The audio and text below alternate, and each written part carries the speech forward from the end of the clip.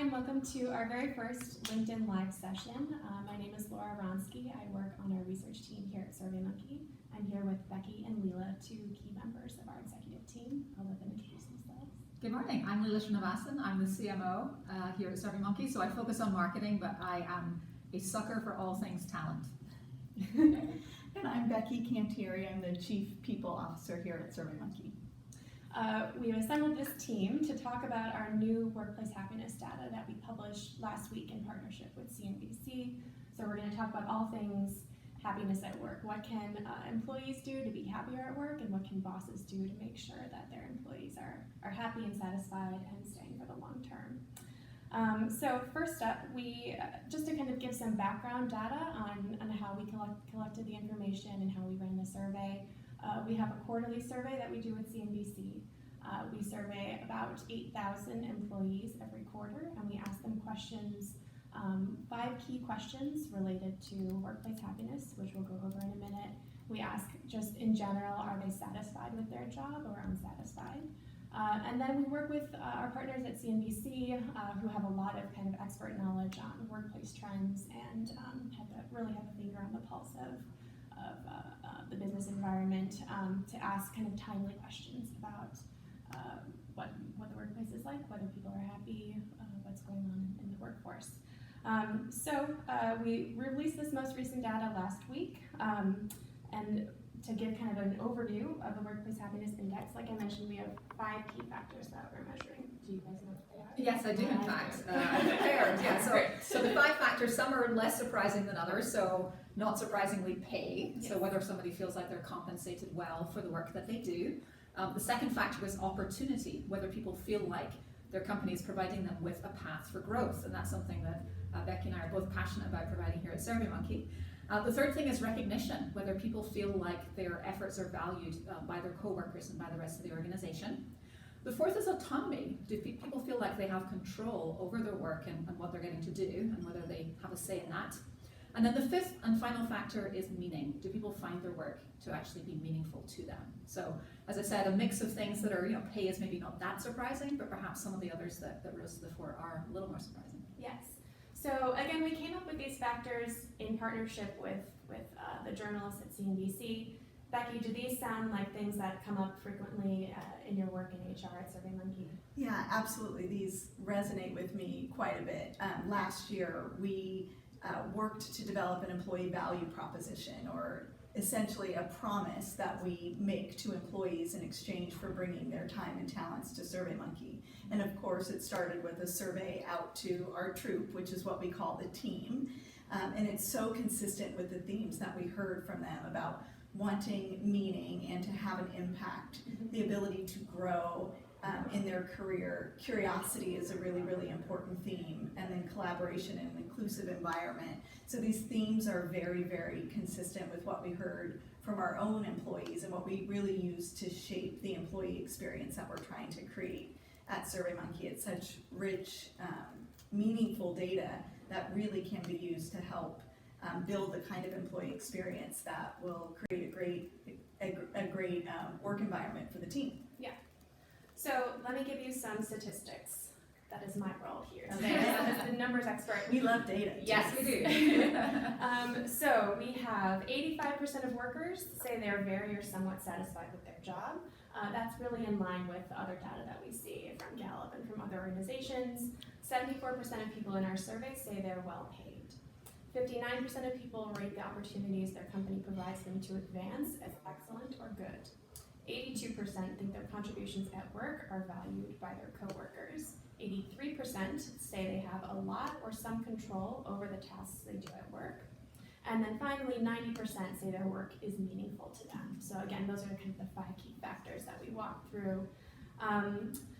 Which of those stand out to you? They're all positive. So they're all, again, everyone seems to be pretty satisfied with their jobs, probably, or else they would try to find a new job, which we can talk about too. But the numbers range down from 59% all the way to 90% for meeting.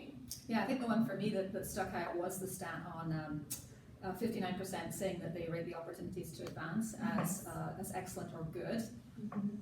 It's about 50%, but that means 41% of people did not agree with that statement. And I do feel quite strongly that as leaders, we have to provide opportunities to grow to our troop. And you know, 85% say they're very or somewhat satisfied. Somewhat is also not much of a rousing endorsement, is it? So I feel like as a leader, you just can't be complacent about talent. You have to be proactively thinking about how to engage folks, how to provide those growth opportunities. Right. It's clear that there's lots of opportunity in that category. Yes. The one that I also find really interesting is the one on meaning. So I'd love to hear a little bit more about what you all mean by meaning, and then we can compare that to what we hear from the troop as it relates to meaning too. So we intentionally left that question a little bit open-ended, so that's kind of a survey trick that people use, is to let people define it for themselves. But there's lots of ways you can interpret it. Is the work that you are particularly doing meaningful to the world? Do you find self-fulfillment in the work that you're doing? Is it something that you've been working towards your whole life, or it's something that you're just starting out on your career path and trying to figure out what you want to do? How do you see meaning? Yeah, I think when we talk to the troop at SurveyMonkey, we hear some pretty similar categories within the broad topic of meaning. The first is their role in the work that they're doing and the impact it has on their own satisfaction on a daily basis and the company and the customers that we're serving. We also see they have high expectations around how we exist in the communities in which we work and the impact that we have on our industry. So they want to be part of companies that are doing great things in the world and having a great impact. A really good example of that here at SurveyMonkey is in 2017, we did a pretty typical open enrollment survey, as we do every year and as we go into that planning moment. And as expected, we heard the high levels of satisfaction with all of our offerings. But the great nugget of insight was actually in our open-ended questions, and one employee actually named 3 of our janitorial service workers by name and asked the question, do they have benefits that are on par with what we experience at SurveyMonkey? And the truth is they didn't. And that led us down this journey of creating vendor benefit standards that we use in engaging with third parties, whether it's our janitorial services team, whether it's the Bon Appetit team in our kitchen, or contractors that we have on site. So we ended up creating these standards and really bringing a wonderful benefit experience to these partners who spend as much time in our workspace as we do. And it all kind of came full circle at the end of the year last year when we did a top 10 moments of the year. And in a really big year where we went public, and that was kind of a crowning moment, this vendor benefits came up as the #2 most impactful thing that we did as a company. And it's because it had meaning and really illustrated that we were proactively contributing to our industry and doing good in the world. So people were proud of the culture that helped to create it. Absolutely. Okay. What I love about that story is, as you said, it's a real reflection of how proud people are of the culture. But think about how many millions of dollars we as employers spend on employee benefits every year. I wonder how many companies watching this are not actually taking the step of asking the right questions to get that sort of feedback from their employee base. Right. Okay, so meaning is one we've talked about, recognition. So pop quiz for anyone who's listening, or for the 2 of you. There's 5 factors, which in our survey we asked people to rank which was the most important to them. Which do you think was the most important? There's a right answer, but you can also... You always think pay is going to be really important, but I would go with meaning. Okay. I would go with either meaning or opportunity. Yes. So you're both right. Yes. It is meaning. So actually, I promise, not on this page. Not on just the to be list. clear. I only have the answers. So meaning was most important. 35% of people said that meaning was the most important. So a plurality, if not a majority. Pay was second, but kind of far behind at 20%. Autonomy was 18%, so that was kind of surprisingly high for me. 15% of people said opportunity, and 12% of people said recognition. But there are some differences by age, as you might expect. So among 18 to 24-year-olds, actually meaning was the top across the board, which is good. But among 18 to 24-year-olds, they care more about opportunity, which makes sense. They're early in their career. Sure. You probably see that with people here. For people at the other end, older workers, not that that's, should probably come up with a better better classification. Meaning actually it only increases the longer someone's in the workforce. So for people, maybe thinking like they're about to retire or who've been in the workforce for a long time, meaning is even more important for them. So, okay, so on to our next topic. Quitting. We did ask in the survey. Yes. Well, it's kind of, they're two sides of the same thing, right? So the whole goal of doing a happiness survey is for people like you to make sure that everyone's happy at work and then they stay forever and everything works out. So we had 32% of workers in our survey say they've seriously considered quitting their job in the last 3 months.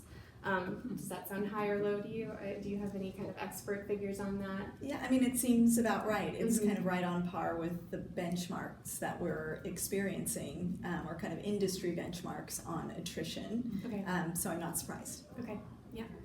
And then the fun thing that we can do with our data here is compare the two groups of people. So people who say that they've recently considered quitting versus those who haven't.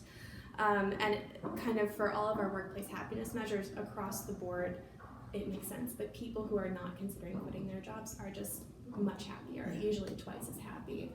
So I think that kind of emphasizes the need for people to make sure that their workers are satisfied. Yeah. Do you have any tips, as you're both people managers as well, do you have any tips for things that you do to make sure that you're checking in with your people or... Well, I'll give a plug for a program that Becky's team rolled out here at SurveyMonkey, which I think is just tremendous, and that's our gig program. So realizing from constantly getting feedback from the troop that people are hungry for growth. We want them to have impact. They want to feel like they know what they're aiming for. Gigs were launched. It stands for Growth, Impact, and Goals. And this is a quarterly conversation which is led by the employee. And I do think it's very important for individuals to really play that sort of lead role in helping to define the conversation around their trajectory. And it's a once a quarter, really super simple feedback template where we ask 6 questions. The first is, what sort of impact did you have this quarter? Second question, what could you have done to have more impact? The third question, who did you help, or how did you help others be successful, which I think is so important, especially in increasingly collaborative workforces. The fourth is, did you make progress on a professional goal? So helping them really keep an eye on their own professional development. Question 5 is, what will you do this quarter to have impact? And then the 6th question, really important for that manager-employee dialogue, is what help do you need to actually have the impact? So it's really simple. I mean, the fact I can remember the 6 questions off the top of my head means it's pretty straightforward. And to my mind, it really fosters this really productive dialogue between employee and their manager. Great, it pleases me endlessly. You can say them off the top of your head. And I think it's a great illustration of having a dialogue with employees on an ongoing basis. And while this one, the gig, is happening on a one-on-one basis with employees and managers, we take feedback in getting employees to voice their opinions and provide their input at scale to kind of a whole new level in SurveyMonkey. I referenced our open enrollment survey, but we also use SurveyMonkey Engage to measure engagement or happiness, as you've referred to it here today. We also use our product for our benefit, our belonging and inclusion survey, which really helps us understand an important element of employee experiences, how people are feeling about or included here at SurveyMonkey. So I think that listening at scale is such a really important element of demonstrating that you truly care about your employees, and those insights are so important to shaping their overall experience. That's right. We talk about today's sort of the zeitgeist as the feedback economy, right? There's this tremendous hunger to give feedback from customers, from employees, from all sorts of different stakeholders, and I suppose it's unsurprising that we eat in our own restaurant and do this quite a bit. But to my mind, the more you can listen, tap into that feedback, and then take action on what you hear, the better your chances of retaining your talent and also helping them find their next path and the path after that within your organization. Great. Right. And I think one other important element to mention is leveraging leaders across the organization. Creating happiness, a great experience, a great environment is not a set of programs that's launched out of one particular area of the company. It is the role of all managers and all leaders across the company, as Leela mentioned with the gig conversations, to really, really give care and attention to employees and bring this to life. There's lots of great stats about people actually leave managers. They don't typically leave companies. Yeah. So that's such a linchpin relationship to make sure you invest in and nurture and give your leaders and managers tools to do it really well. Yeah. One of the templates that you mentioned, the belonging and inclusion template, we have that available on our website. Some of the questions that are included in that template are ones that we kind of brought into this workplace happiness survey as well. Similarly with our Engage project, some of the questions from Engage are very similar to the ones that we pulled into this survey. So we're trying to utilize the data in all different ways. Yeah, and just to plug that for anyone listening in, I think we all, belonging and inclusion sometimes feels like this really squishy, hard to get your arms around concept. But with this template, which we, has a rigorous methodology behind it, our own research team, along with Carol Dweck at Stanford and the Paradigm Group, put this together. It's a really comprehensive way to listen to your employee base and better understand how they feel about the environment they've created and whether they feel they belong there. So would encourage you to check that out. I'm sure we can add the URL in the post here. And also, if you do decide to run that survey at your organization, please ping us and let us know. We'd love to start actually gathering benchmarks so we can help more and more companies understand what good likes and where the opportunities are to improve around this really important concept. Yeah, great. I think that's all we've got in terms of data for workplace happiness on this time around, but we'll be back. This is, again, a regular monthly LinkedIn Live series that we'll continue to do. So thank you everyone for tuning in. Thank you, Becky and Leela, for talking through the data with me. I'm always excited when people are as excited as I am about our new survey data. And we'll be back next month. Thanks, guys. Thank you.